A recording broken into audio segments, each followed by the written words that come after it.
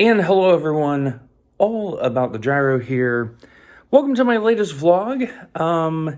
This recorded on the 17th of January, so Martin Luther King Jr. Day here in the United States. And in this vlog, it's going to be all things Daytona.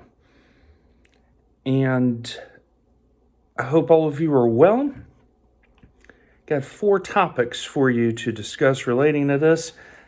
But before we begin, how am I doing? So, life update. I will be putting the house for sale, and relocating about 50 miles or 80 kilometers to the east to, a different city, but still close to Nashville. And the reason is very simple. It's time to sell high, take the profits, stow it away for the rainy day that is scheduled to come. And that way I'm not in a situation that I've seen happen too many times in my life where other people have underwater mortgages. For those who are not familiar with that, that is when you pay off your home, but the amount you financed is more than the amount that the home is worth, so it's a big net loss. So, yeah, I've made that decision. March is going to be a very crazy month for me because that's when all the moving pieces finalize, which means I got to pack and move stuff over. So it's going to be a very hectic 6 weeks for me.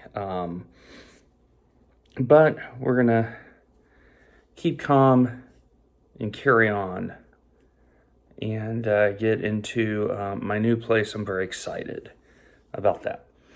So let's talk Daytona, right? The first very big thing is the BOP, balance of performance.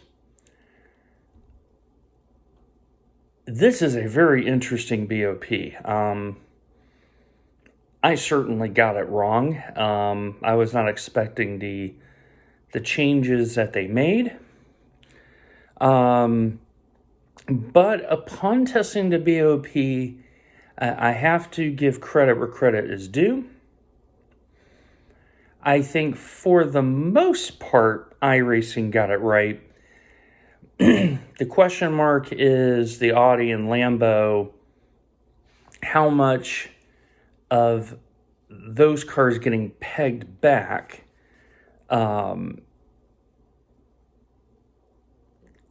I'll be interested to see that in the race. So, Porsche teams taking 15 kilos, the Merc teams taking both 15 kilos and 2% fuel reduction.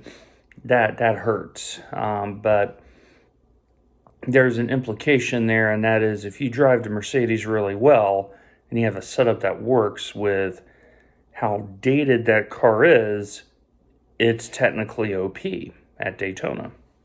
Go figure. So, BMW and Ferrari and McLaren got no BOP adjustment, so I expect a fleet of Ferraris and BMW.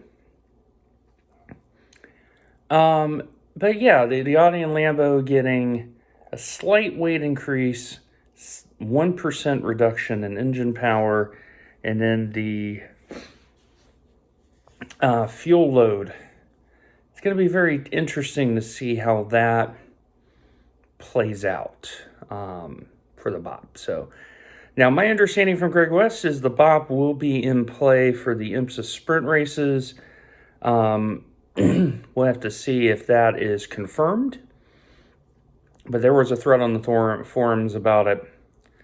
So we'll see how that plays out. So schedule all day Saturday, we'll be streaming both time slots 2 and 3. And been able to sneak in a drive this year. Didn't know with the new job whether or not I was going to be able to. but looks like I've been able to get in to that. So, yeah, it's been very, very interesting. Because along with the lineups and all that have been requests to write setups. And that has led me down this rabbit hole of kind of one of the weaknesses in the iRacing system and how I'm going to be able to handle it going forward. So no coffee cup today. Sorry, Kurt. We're in the aqua. Nice, fresh, cold water. A little bit dry here in Nashville after the 2 inches or 5 centimeters of wet snow we had. So, and that is setup compromise, setup theft, intellectual property, etc. thereof. So, one of the thoughts I've been having is, should I open up my own setup shop? And one of the things I have come to realize is security of setups are very suspect. Now, I have seen one setup shop do it in the form of, they try to do like this downloader overlay type situation. Basically, it's a client and it pulls the setup down, the user drives it, and then once iRacing ends, the setup deletes itself off of the computer. The problem with that is, if you have any computer know-how, you can find where that folder lives at, copy the setup, and now you have a permanent copy of that setup. It's very easy to defeat. And so one of the things that I am going to work on when I have spare time is a system of leveraging my experience with public key cryptography. And that is, if I provide a setup, there will be an encryption key that is provided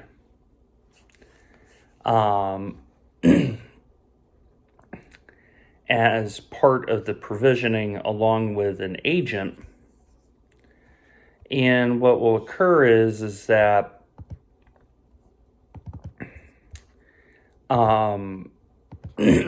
when that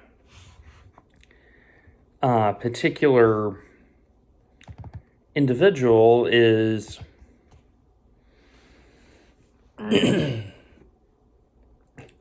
using the service,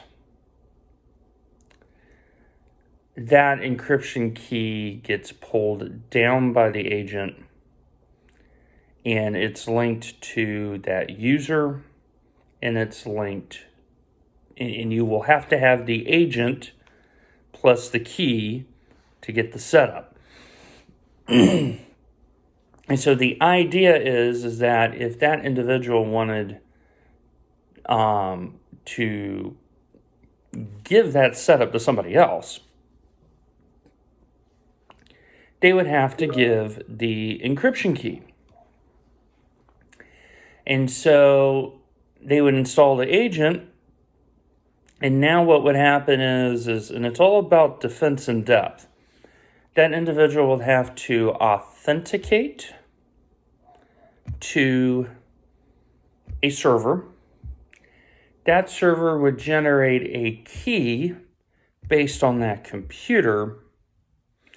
And now what happens is between IP tracing, the certificate key, host name, now if you start seeing setup show up in places that it shouldn't be, you now could terminate service. So that is the model that I will be heading if I make this commercial, is reward the subscribers and punish the individuals who infringe upon the terms of service. Now, there are some other things that are coming, but that's the general concept, is to set it up where it's encrypted, and part of it is setting the file permissions to where outside of the path where the setup is stored at, the way that the file attributes would be set would be very, very difficult to export those setups without a working encryption key and agent. And so the idea is you will always have to authenticate to get a valid encryption key to use your setups. And what I would do is, it's not hard to generate encryption keys. I would set up the server to where those encryption keys refresh themselves every 7 days. That way, the setups that you have already paid for, those are yours. But you would have to have the agent in order to use them. So it's like the giant padlock. So basically, if you unsubscribe, the idea is those setups should be incredibly difficult to access. Just because of the fact of those encryption keys. And the reason why I bring all this up is the concept of intellectual property. I have seen firsthand, and I have proof on demand, put it that way, of this. I don't say this idly, of setup shops cloning and copying other setups and being so lazy about it they don't even change the notes out of it. That's how bad it is. It's that blatant. So it's given me pause for thought of, if I stand this, business up, how will I protect my IP? And I think that's how I'm going to go about it. Just because I want to make sure that the people that use my setups know that they're not going to get ripped off by people that are stealing them. So just a couple thoughts on that. It kind of made me think. Who are the cars to beat? I think it's going to be Beamer versus Ferrari. There may be a Lambo and Audi here and there, but the Ferraris have pretty darn good pace. And as the track rubbers in, it'll be a little bit easier on their front tires. The BMW, it's going to be those two cars. Very comparable in pace. They get their pace in different ways. And I think the other thing about this is it's going to become a fuel mileage. So got into a conversation, someone trying to tell me that their cars can go an hour in the Porsche. And I'm like, okay, are you really going to try to fool someone that has already done this? And this is why I stopped talking, because I knew they were full of nonsense. And the claim was, with the 15 kilograms of ballast, they were going to get 35 laps in engine 1 and thus make the hour. I doubt you're making the hour with this BOP. Because you figure Let's say you do 30 laps. So I actually wrote this down on my trusty notepad. So if you do 30 laps at a minute 47 average pace, which for the lower splits is not that far removed from reality because you're going to have LMP2 traffic, pit stops, etc. That is a 53.5-minute stint. So you figure you come down the pit lane, take 30 seconds of fuel, let's throw in a tire change, another 30 seconds.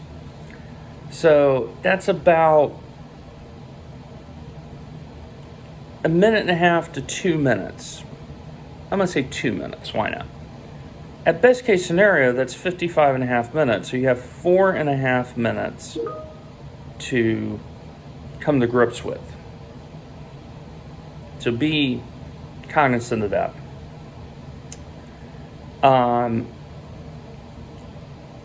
That's 26 stints.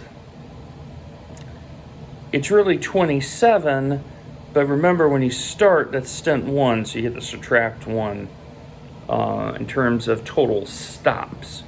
So 26 stops is what I've come up with. And so it may become a fuel mileage race.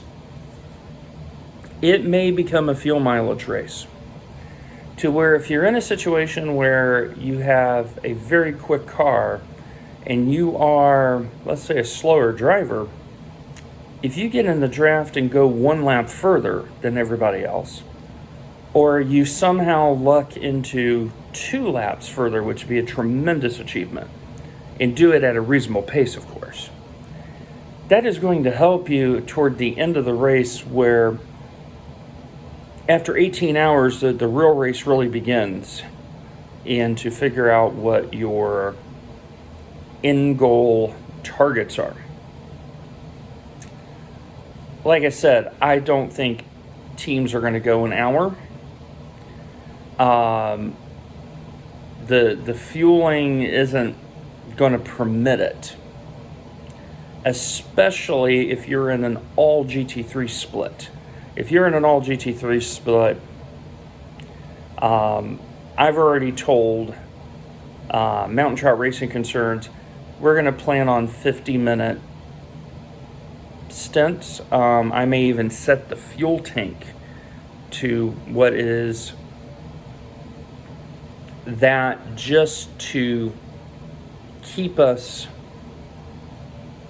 operating all the way through. So, but yeah, I think Ferrari, excellent fuel mileage, but it's 10 liters smaller than the BMW. Engine maps don't do anything in the game. It's going to be lift and coast. Who can get the better fuel mileage in the middle of the race may determine who ends up winning it. So it's going to be lit. That's all I'm going to say. It's going to be lit. But anyway, my friends, that is it for now. I hope all of you are well. This week on the channel is going to be Daytona, more Daytona, por favor. Right now, at the time of recording, I'm 62 laps into my 400 that I've committed. So I got a lot of driving left to do. But anyway, my friends, as always, take care of yourselves. Take care of one another. God bless.